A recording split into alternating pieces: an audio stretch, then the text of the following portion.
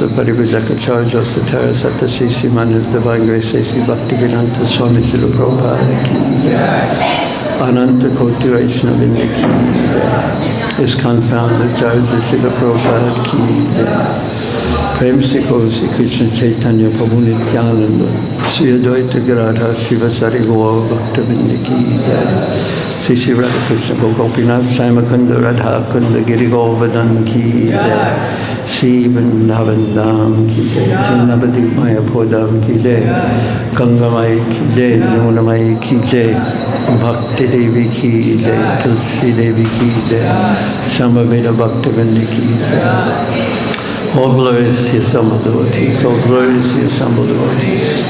All glories to the assembled devotees, all glories to Sri Guru and Gauranga Nitaya Gaur Premanande Hari.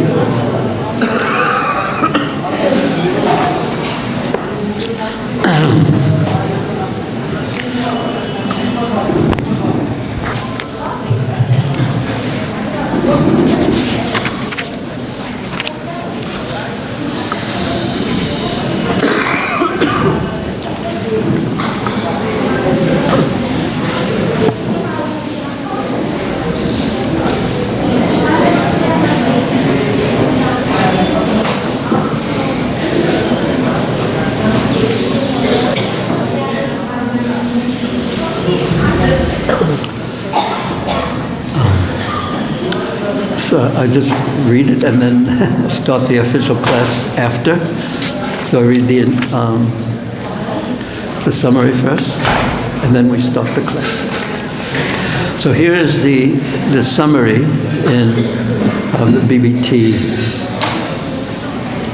edition of Srimad Bhagavatam.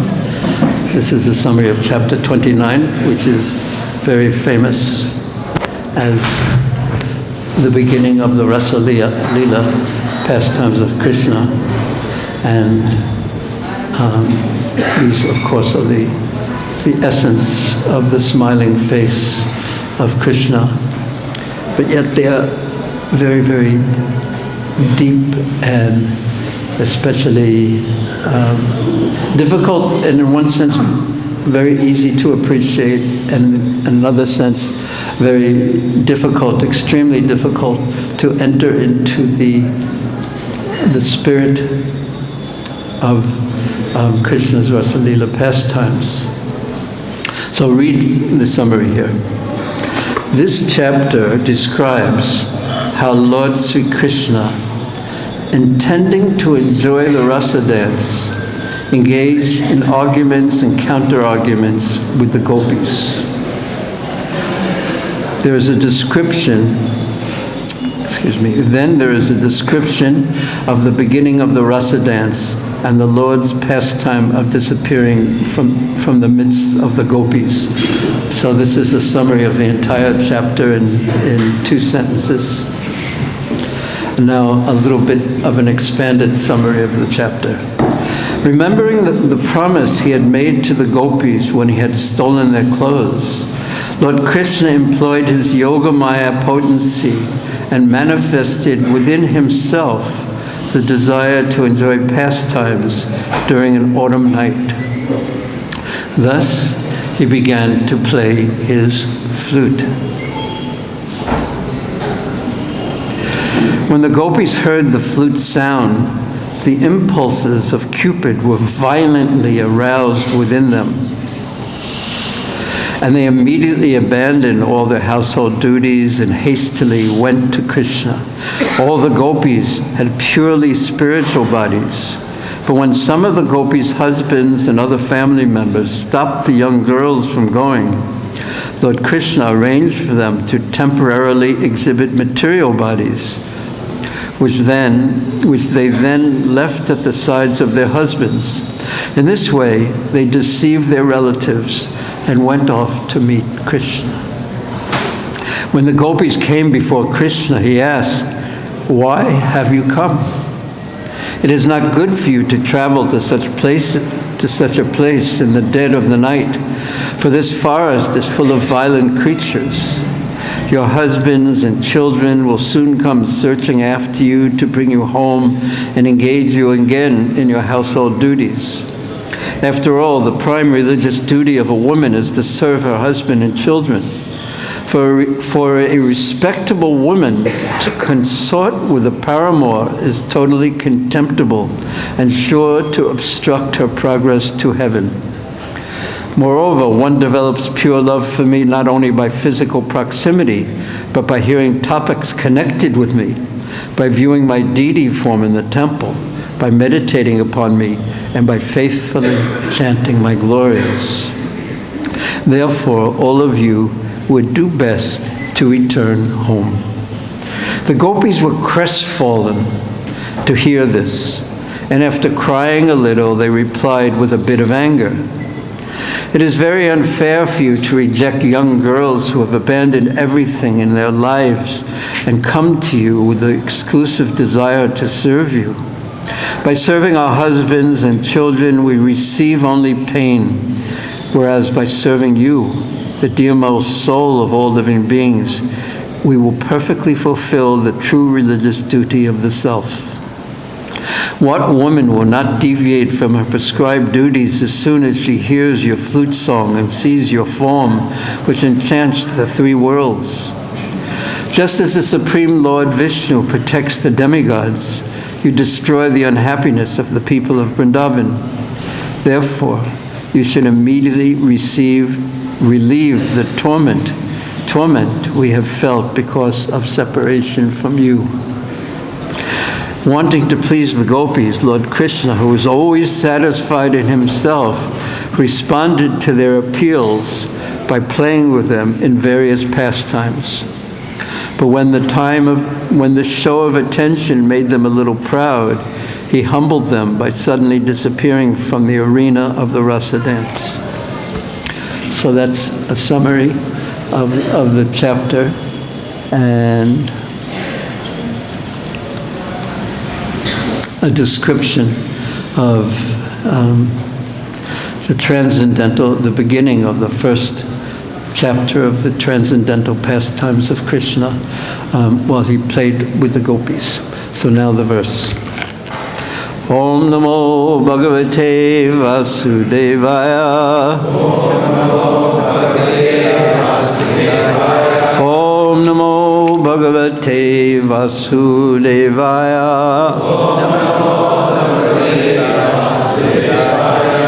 Om Namo Bhagavate Vasudevaya.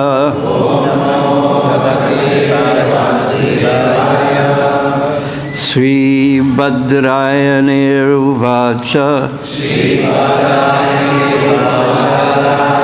Bhagavan Apita Ratri Sarad Otpula Malika Viksharantum Manas Chakre Yogamayam Upashrita.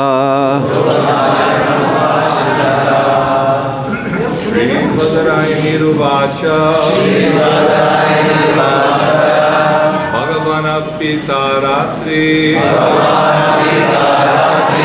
Sharadotula Mulika Viksharantum Manas Chakre Yogamayam Upashrita.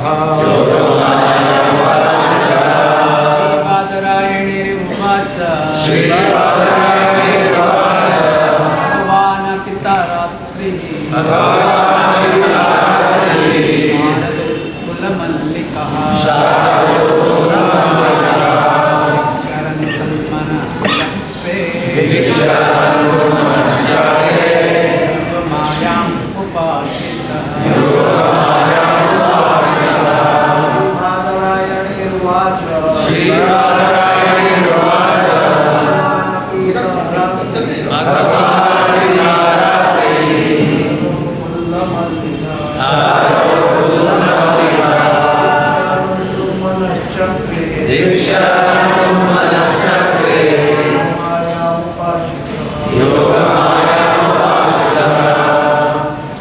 Any Matatis like to chant? Shiva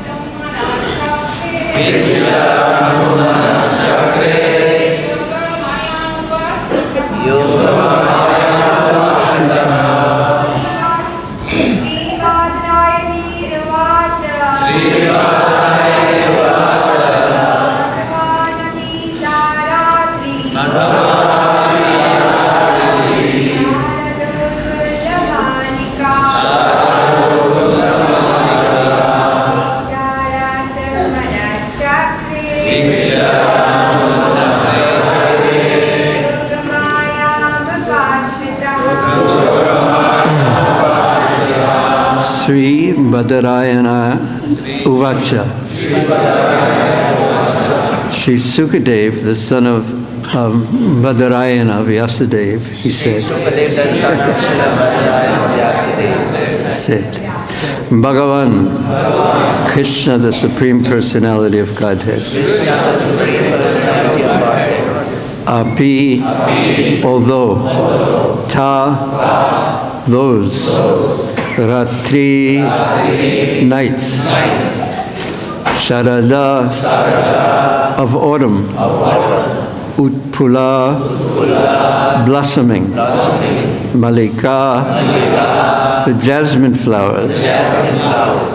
So up to this point, the verse is explaining something that Krishna saw.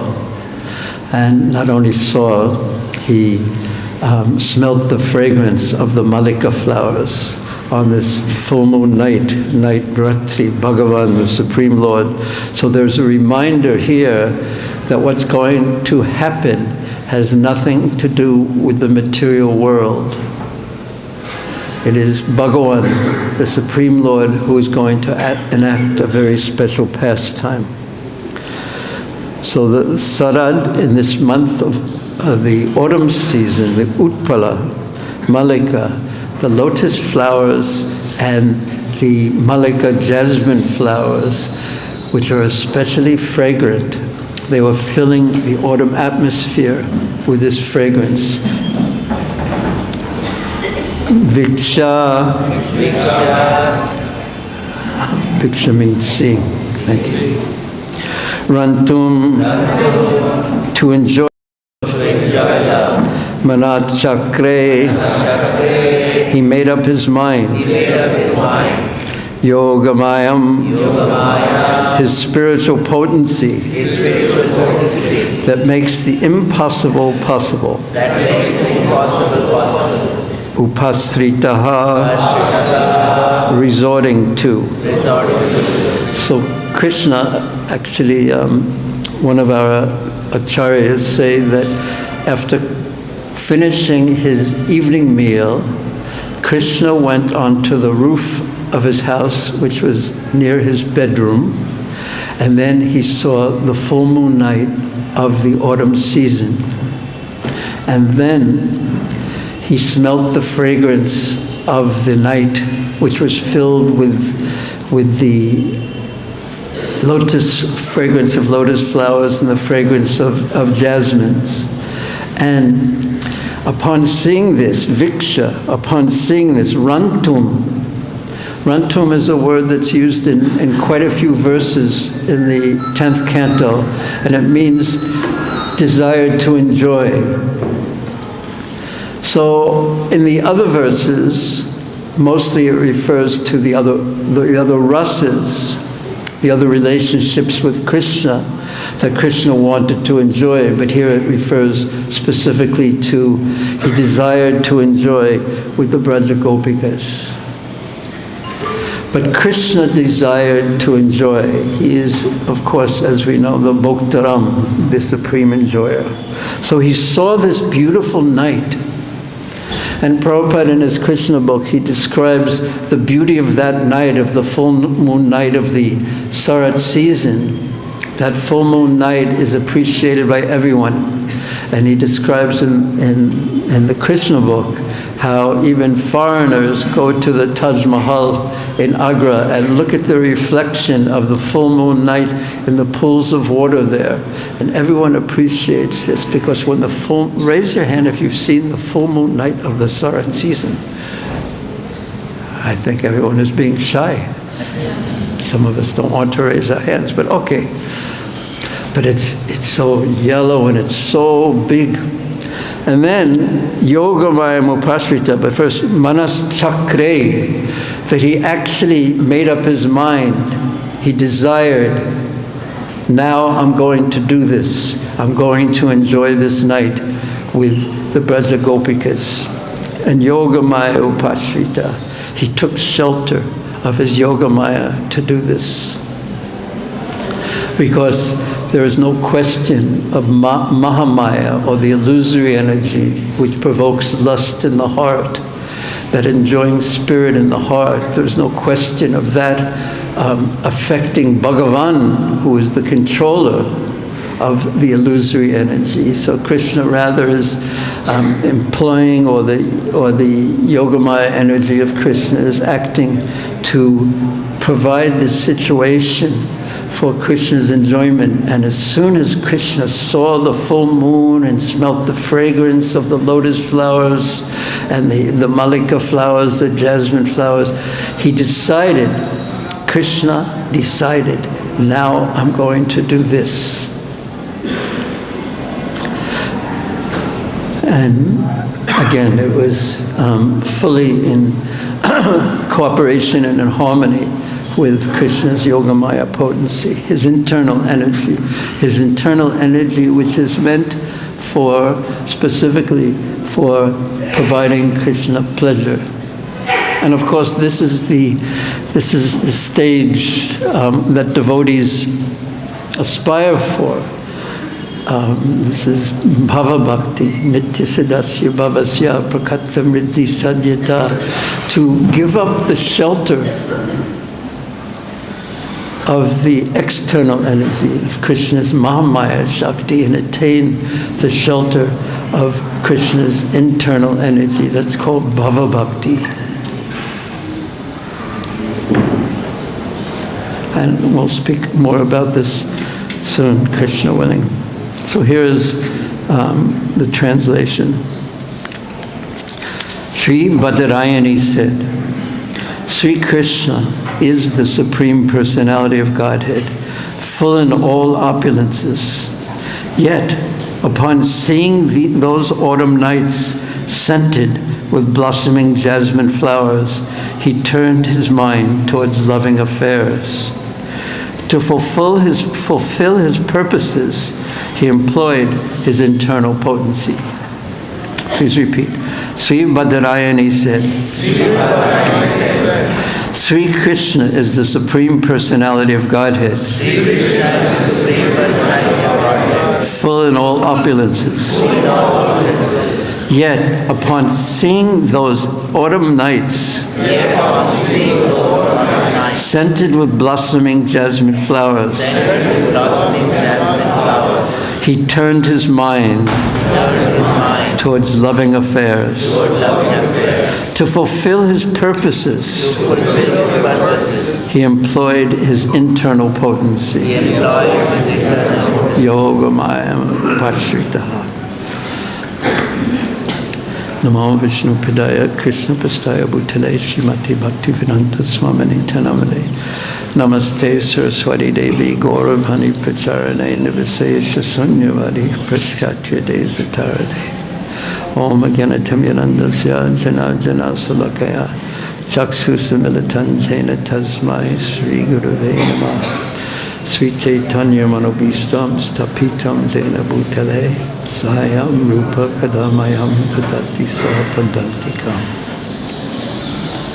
Vansakalpa Trubhyascha Kripa Sindhu Bhayevacha Patitanam Pabhinebhyo Vaishnavebhyo Namo Namah.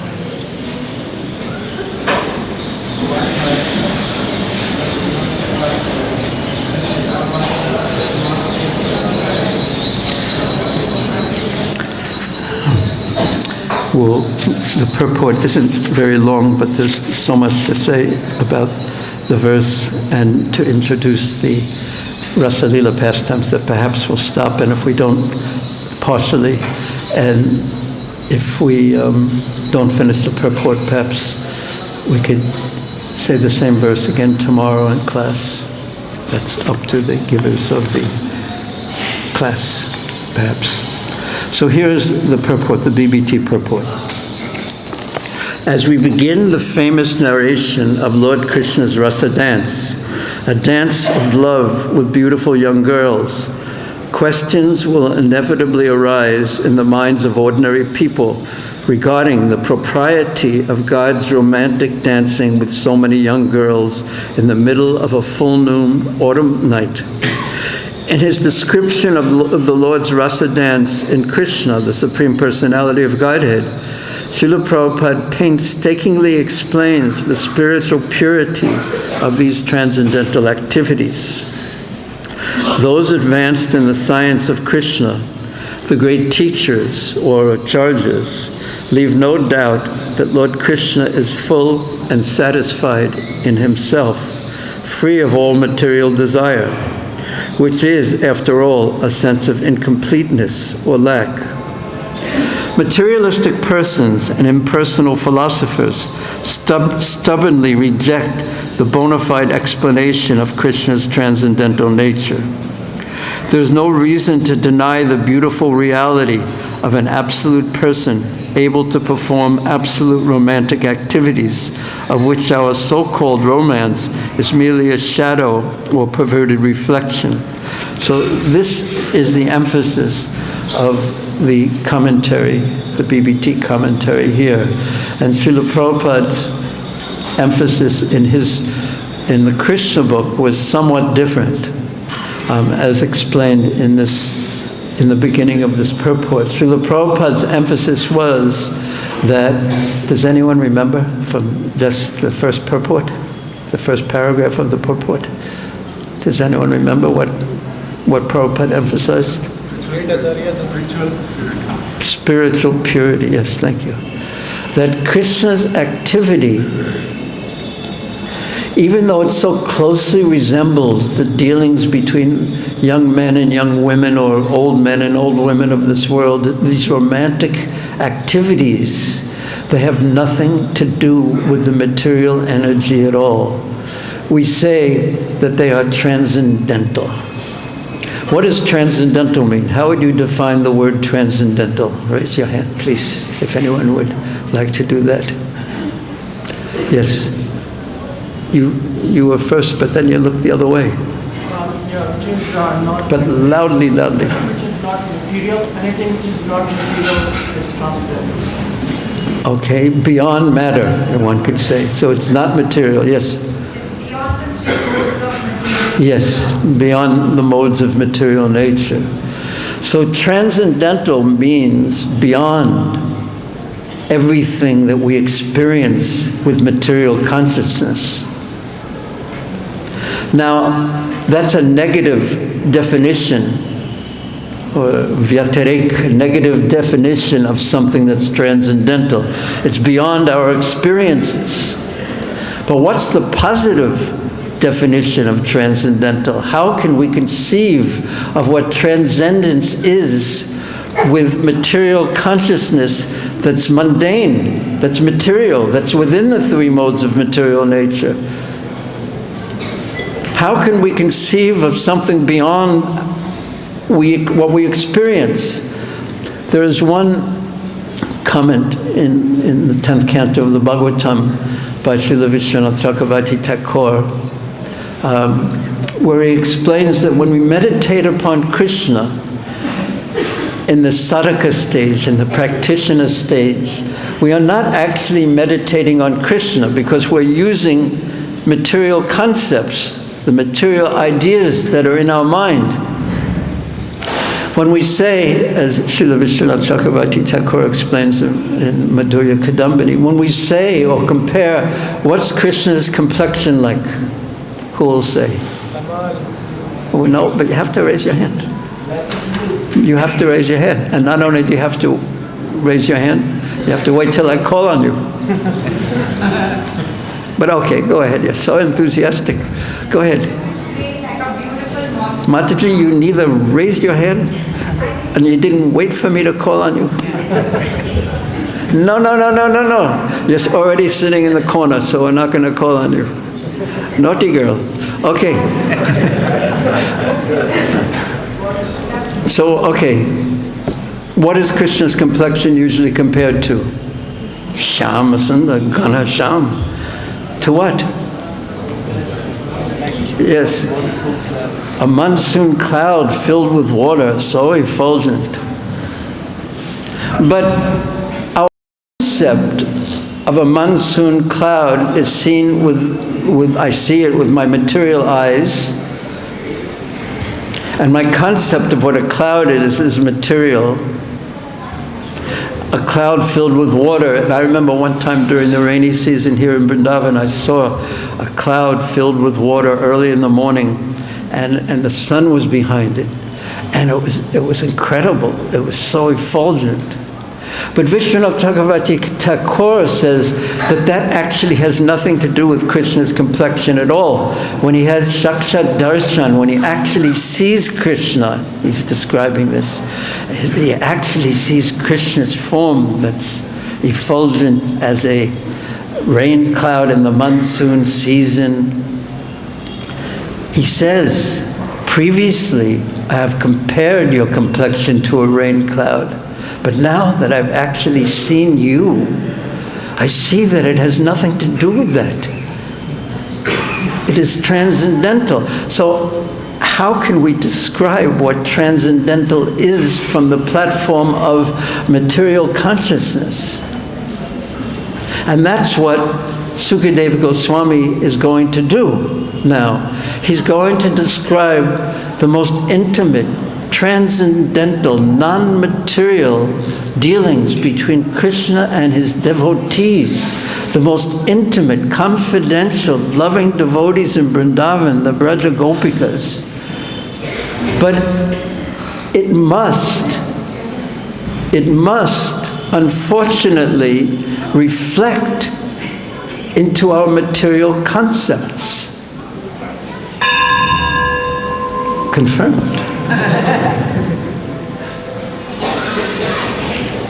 It will reflect into our material consciousness, and we'll conceive it as material dealings between boys and girls, unless we have fully transcendental consciousness.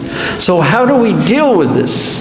The fact that we're going to hear about Krishna's dealings with the Braja Gopikas, he's going to dance with them in the middle of the night, and not only are they young girls, they're married girls already, many of them.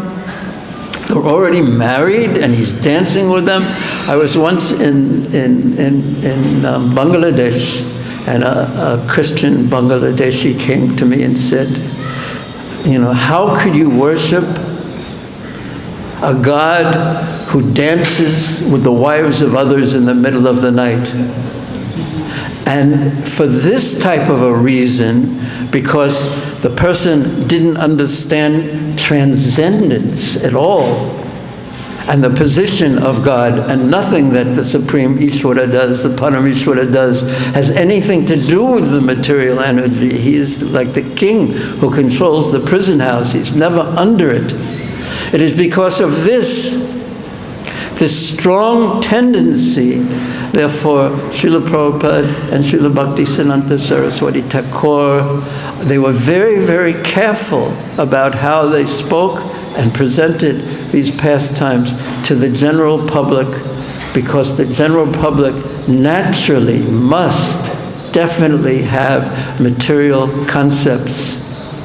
And Krishna, most amazingly, has hidden the most secret of all things, the most secret of all his dealings.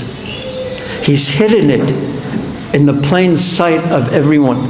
He's speaking about it directly. And Srila Krishnadas Kaviraj Goswami Maharaj in Chaitanya Charitamrita, he even mentions this point. He says, I'm going to speak about things that I shouldn't speak about publicly, but yet I know that no one will understand them.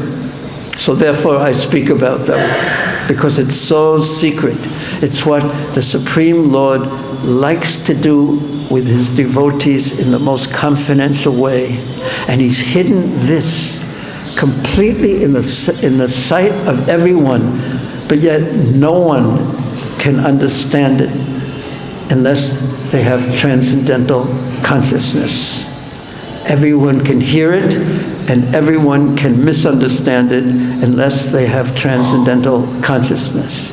But yet, we have very careful commentaries by Srila Prabhupada, by the Acharyas, to prepare our mind to do what? To just hear it. So that's the challenge when we hear the Rasa Lila sections of the Bhagavatam, to just hear it and not let it reflect into our material consciousness. I've heard His Holiness Radha Govinda Maharaj in describing in the 22nd chapter of the Bhagavatam, in the 10th canto, I've heard him, which is the chapter where Krishna steals the clothes of the young gopis. So he says, now we have to practice controlling our minds a little bit when we hear this, because the mind will tend to degenerate or take the spiritual and take it to the material platform. So what we should do is just hear. Hear and understand this is the most secret and wonderful thing, and how beautiful it is, because it is not tinged with material lust. It is just actual pure love, and pure love without any selfishness. Without any selfishness, in the mood of seva, in the mood of service, in the mood of pleasing Krishna. Or on the other side, Krishna in the mood of pleasing his Braja Gopikas. This type of a mood that's completely free from lust is anyabhilasita sanyam jnana kamana vritam anukulena. This is what will bring full satisfaction to the self.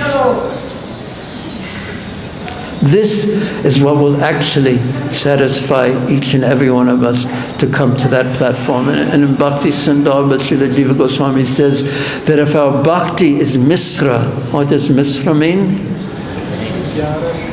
It means fixed, mixed. If it's mixed, that type of bhakti will not bring the result of bhava bhakti. It will not bring the result of prema bhakti. So therefore, he first defines bhakti in this way. He first defines bhakti before explaining what prema bhakti is, what bhava bhakti is, even what sadhana bhakti is. He describes that it should be done with this consciousness of anyabhilasita sanyam jnana kama, that Krishna, this is for you. This is for you. I'm offering this service that I'm doing is seva. It is not work. It is seva. I'm doing it for your pleasure. And even though my heart may not be, it has so much contamination, please just see, I humbly request you, very humbly request you to please see the good amidst all the other things that may be there, and please accept this service. And that's how Prabhupada first defined in a simple way the Mahamantra. There are so many definitions of what the Mahamantra is. So many exalted devotees have given definitions of the Mahamantra, and Srila Prabhupada gave us a very simple but very deep first definition of please allow me to serve you. Please allow me to serve you. I am tired of my attempt to be happy serving my senses and my mind. Now please allow me to serve you. Please accept my service. Please accept me as your servant. So simple, yet so meaningful, so deep. Please accept me as your servant. Bhava Grahi Janardana. You see the essence the good essence of the attempt, like with Putana. Kamba Dayalum Sharanam Brajema. She came to you in the form of a beautiful woman as a datri, as a nurse, to feed Krishna, baby Krishna. But her intention was terrible, but yet her intention was the worst, to kill Krishna. But yet she came to him in offering something, and he saw that. He took that part, the good part, the best part, the essential part, that she has come to me.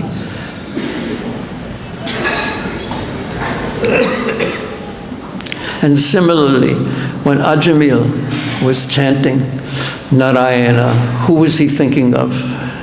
His son. And Krishna's mood was, that, oh, my devotee is chanting my name. It's my duty to give him protection, and therefore he sent the Vishnu Dutas.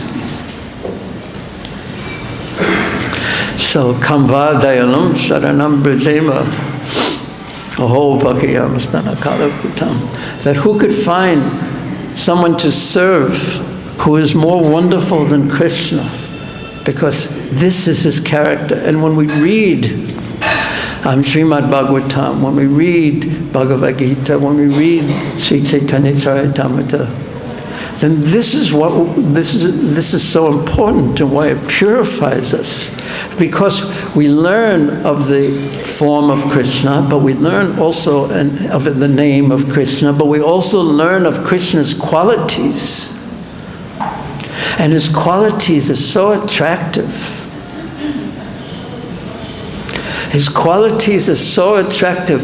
He is just the person we are looking for to have a relationship with. His qualities are so attractive. And I think Srila Vishwanath, one of our acharyas, explains in explaining this verse, and perhaps Srila Jiva Goswami, that he did this. Krishna performed the rasa dance not out of lust, because lust is atmendriya priti. It is selfishness. It is meant to satisfy me, my senses. And as our old Dadu of many years ago used to say, he used to say that I am the worst kind of fish. I am a selfish.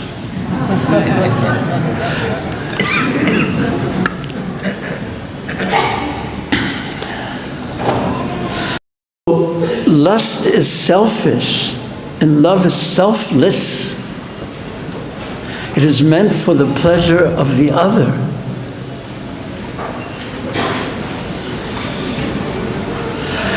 And so I believe it was Srila Jiva Goswami says that Krishna performed the rasa dance. Why? To please the gopis. Not to enjoy the gopis, but yes, then he explains the pleasure of the gopis is what gave him pleasure.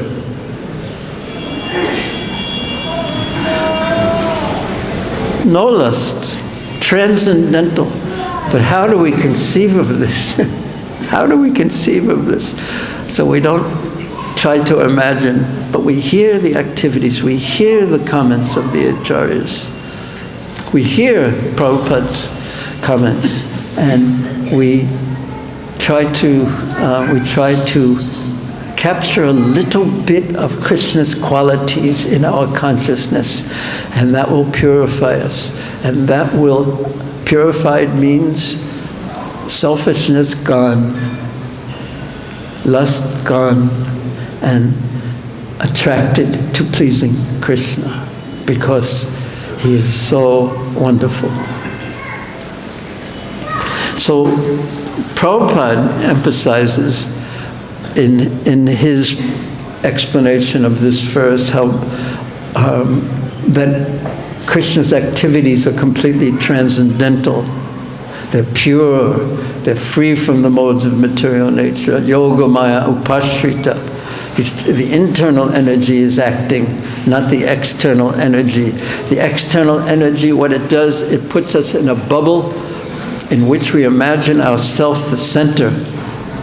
And the mind, and our mind, which is the bubble that we live in, the mind of our consciousness, I've heard Prabhupada in lectures say, is a reflection of the spiritual world, a perverted reflection of the spiritual world.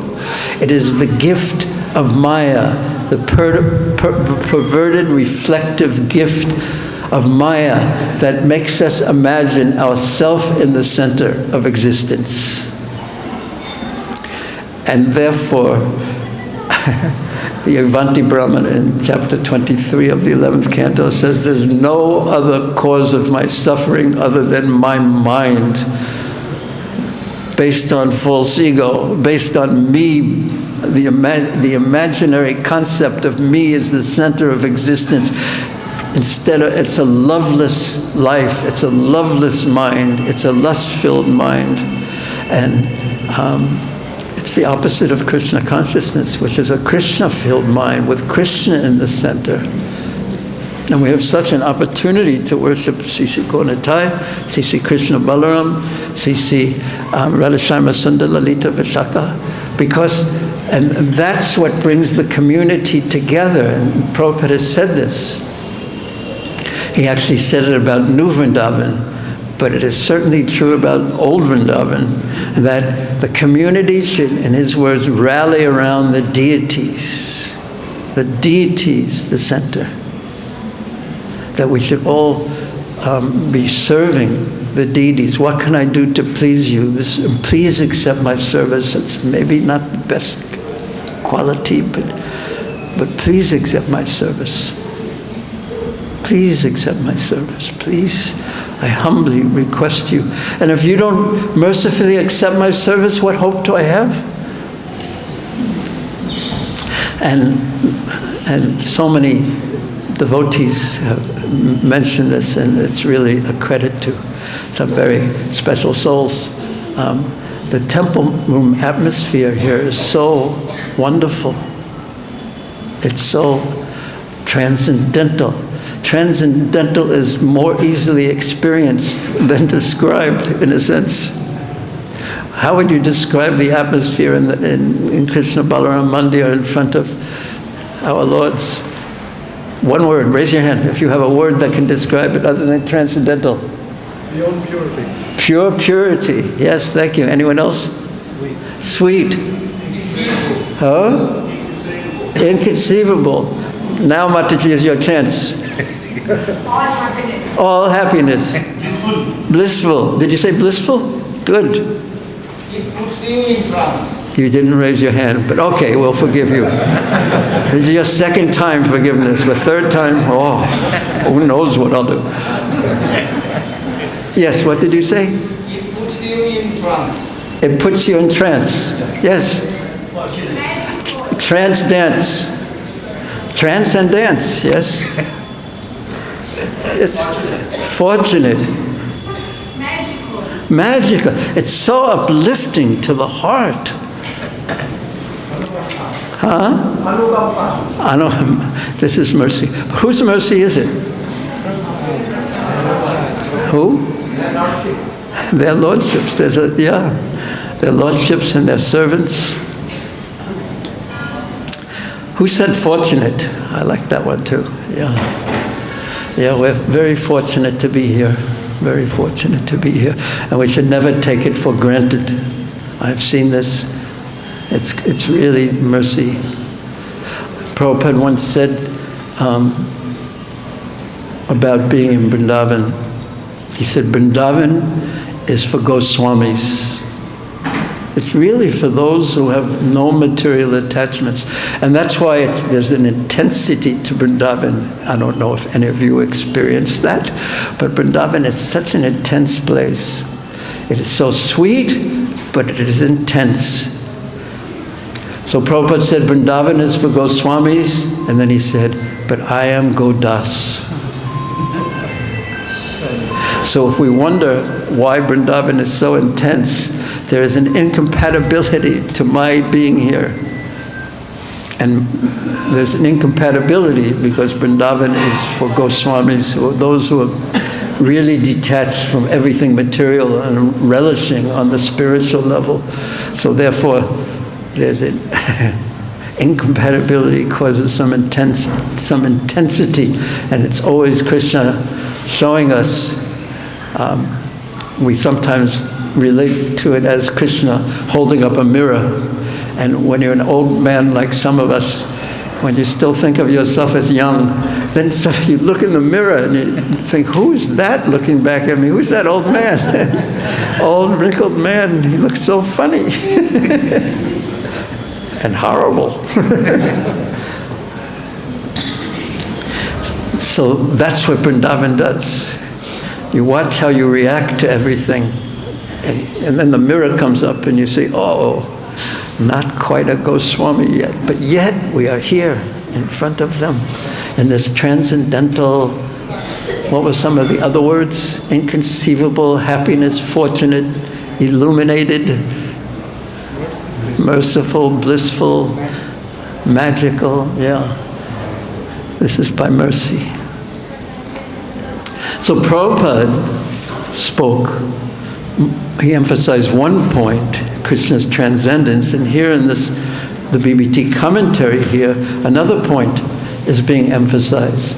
And the other point is, who can say, who has the audacity or who can, the authority to say that God, the Supreme Lord of everything, cannot engage in romantic activities? Jammad yasya yataha.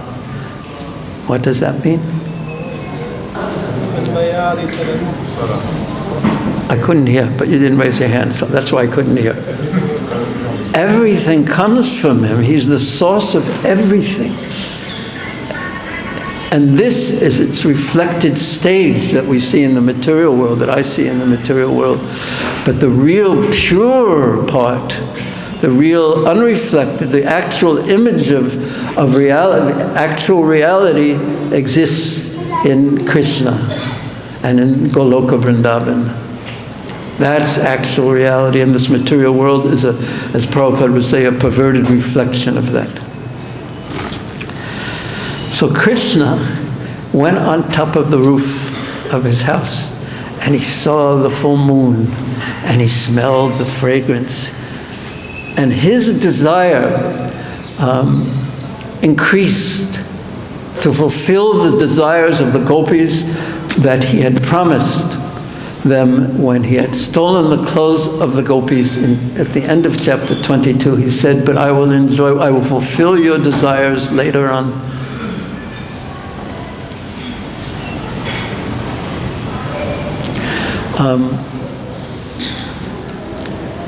So that desire came to his mind, and this was the Vrindavan forest was setting the scene, and this is what this verse does, where seeing the autumn night, full moon night, scented, fragrant, blossoming jasmine flowers, Krishna's mind turned towards Rantum, towards loving affairs, and he took shelter of the spiritual energy to perform this wonderful pastime.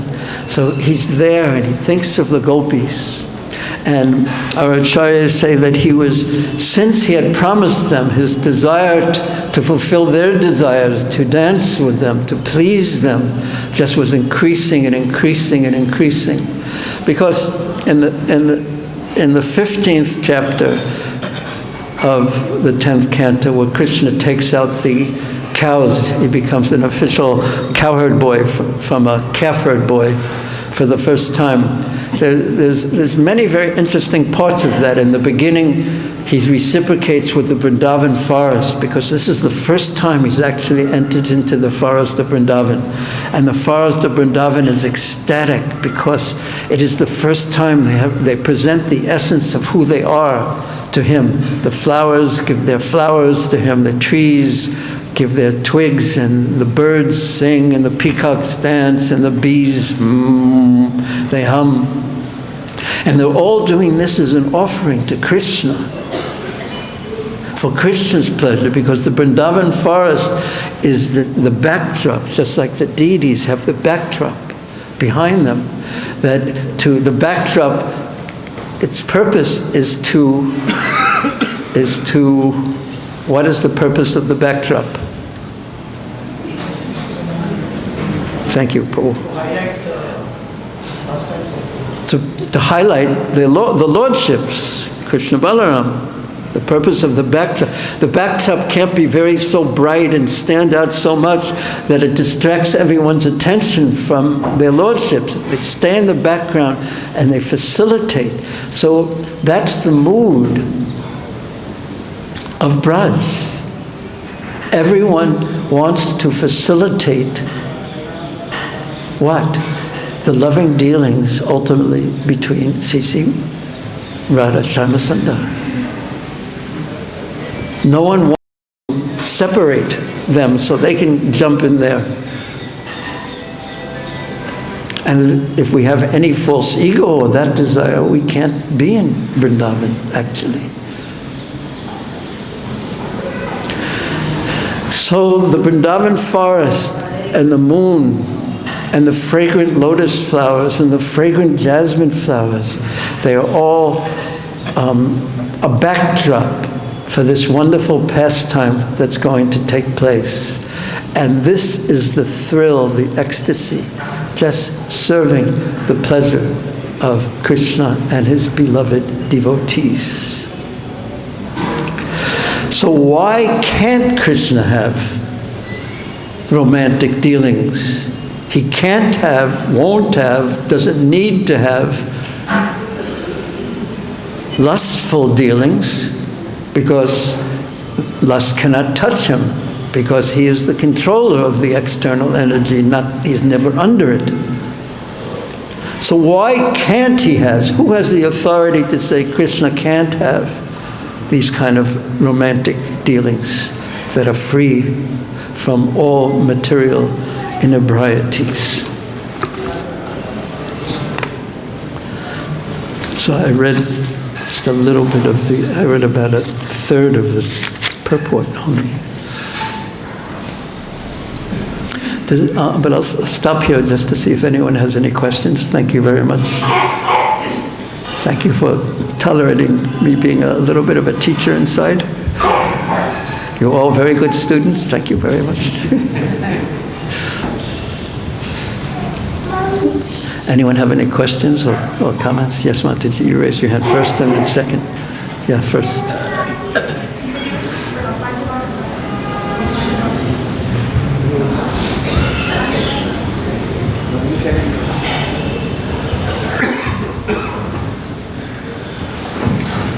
Hare Krishna, Prabhuji.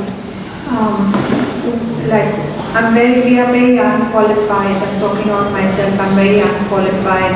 No good qualities. Not even one. And if we want to enter the last Leela, can we pray to Srila Prabhupada? What is your real question? Will he answer you and fulfill your desire? I want to enter the last Leela. So can we pray to Prabhupada and to Radharani and to the Swaran? Being so unqualified, so it's only by pure mercy. I think, of course you can pray, but it reminds me of I won't tell it, it's not a good joke. But when it's some degree, yes, you can, yes. Good desire to serve Krishna. But like if someone goes to the teacher who's they've just had an exam, or the exam is tomorrow, and someone goes to the teacher and say, please, you be merciful to me and help me pass the exam. But what will the teacher say? Will you study? That might help. So we have to do our part And we leave the mercy which is ultimately causeless. We can't force mercy to come. But yeah, we can sometimes we also say first deserve, then desire, but yet unless we desire something higher, the lower desires will take over.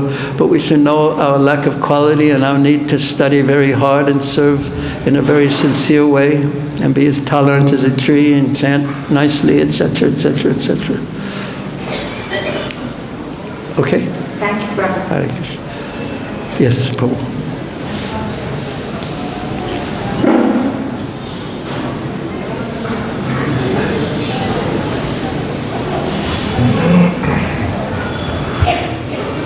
Hare Krishna, Prabhu.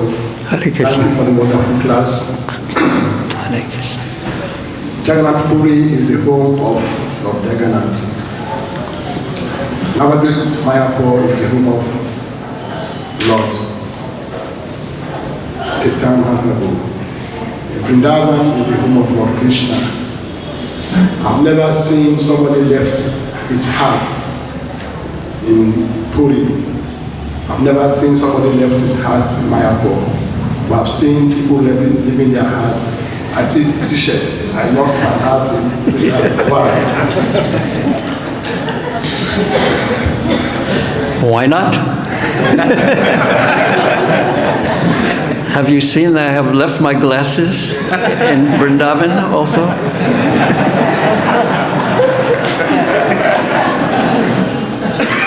Because Vrindavan is so sweet, and Mayapur and Vrindavan are no different. Sita Mayapur and Vrindavan, but you have to go deep to see that. That's what I've understood or heard. And Jagannath Puri is about missing Vrindavan. Jagannath Puri is about separation from Vrindavan. And Mahaprabhu in Jagannath Puri was always in Vrindavan. So we, t-shirts aside, Vrindavan is just so sweet. It's intense, but so sweet. How could one resist? So you've left, well, your heart is here, and you're in Vrindavan. Are you going to leave? No, good. And if you do leave your heart here. But as long as your body is here, be in the mood of service.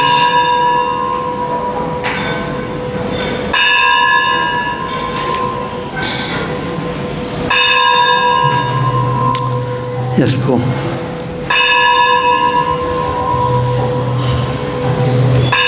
Thank you, Prabhu, for the wonderful class.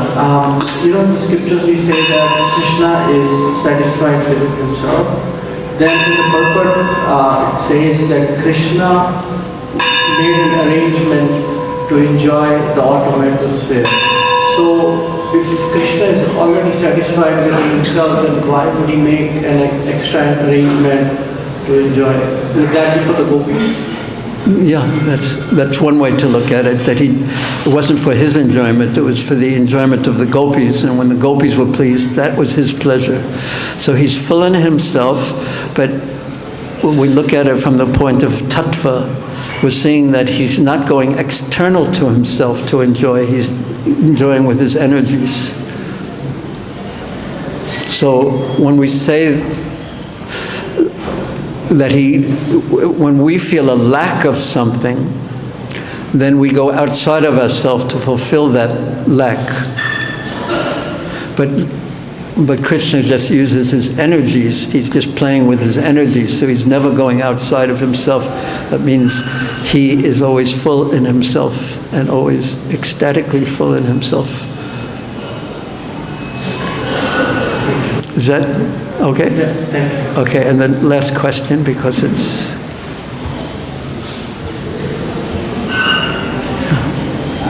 You're closest to the microphone. Over here. Okay. Sorry. Thank you very much for having Hare us. Krishna. Prabhu, you were mentioning that for a material consciousness, it is very difficult to perceive the transcendence. Impossible. So, Prabhu, as a sadhaka, what are some...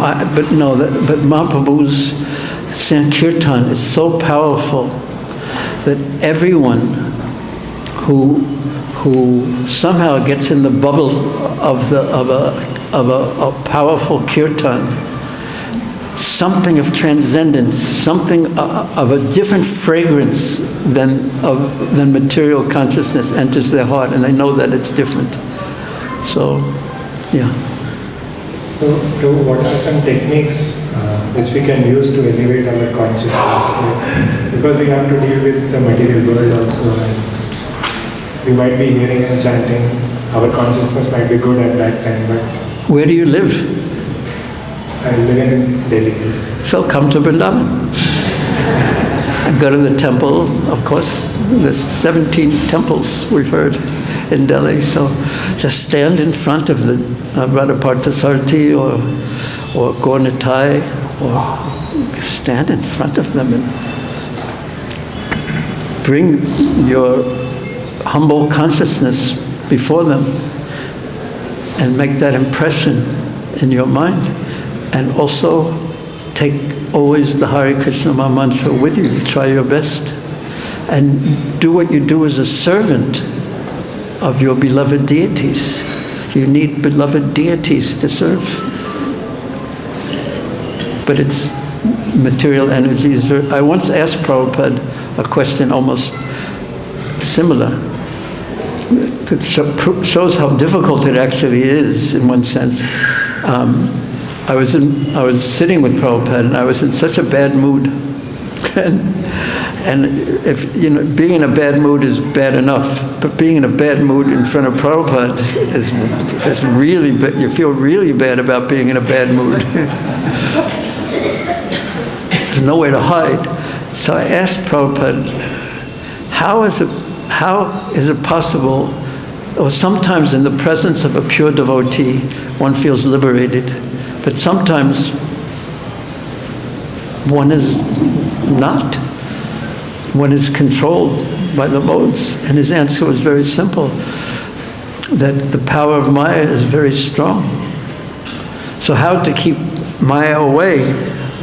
Not with a broom, but by adding Krishna. How to get rid of darkness? We can only add light. So if we keep always in the light, then darkness won't be there. And what keeps us from being always in the light is our desires, material desires. So therefore, on one side we have to, we have to remove material desires. On the other side, we have to become more and more and more and more attracted to Krishna.